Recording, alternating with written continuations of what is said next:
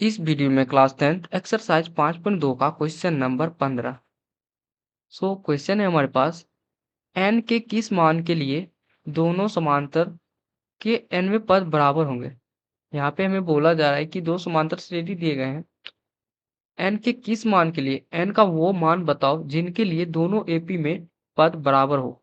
हम निकालेंगे यहाँ पे पहला समांतर श्रेणी दिया गया है 63, 65 और 67।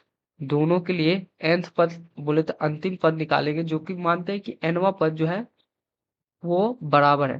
तो दोनों के लिए nवां पद निकालेंगे। यहाँ पे हम करेंगे a का मान हमारे पास 63 दिया गया है।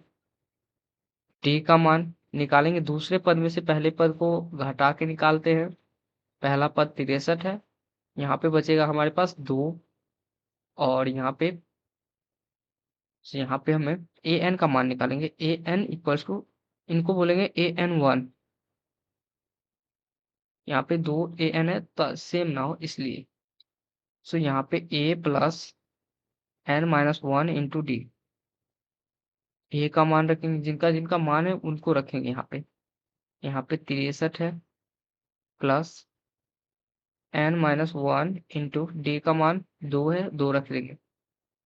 63 प्लस 2 को n से गुना करेंगे, 2n माइनस 2।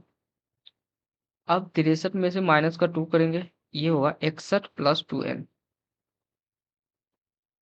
इनको बोलेंगे an1।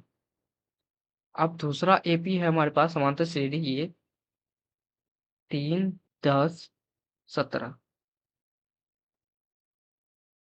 यहाँ पे हमें a का मान 3 दिया गया है, d का मान निकालेंगे, 10 में से 3 को माइनस करेंगे, यहाँ पे बचेगा 7। और यहाँ पे फिर हमें an का मान निकालेंगे, an2 बोलेंगे इसको, an2। यहाँ पे लिखेंगे a plus n-1 into D. यहाँ पे हमें a का मान 3 दिया गया है, n को ऐसे ही रखेंगे, d का मान 7 है। यहाँ पे 3 प्लस 7n-7, -1 से 7 को गुना करेंगे तो -7 बचे होगा। यहाँ पे 7n माइनस का 7 है, प्लस का 3 है, तो माइनस का 7 में से प्लस का 3 को जोड़ेंगे उनको, तो बचेगा माइनस का 4। तो इनको बोलेंगे an2। अब दोनों को इक्वल कर देते हैं, an1 equals to an2, an1 equals to an2। यहाँ पे an1 का मान कितना है, ये है 61 प्लस 2n। तो यहाँ पे लिखेंगे 61 प्लस का 2n इक्वल्स टू an2 का मान कितना है 7n माइनस का 4।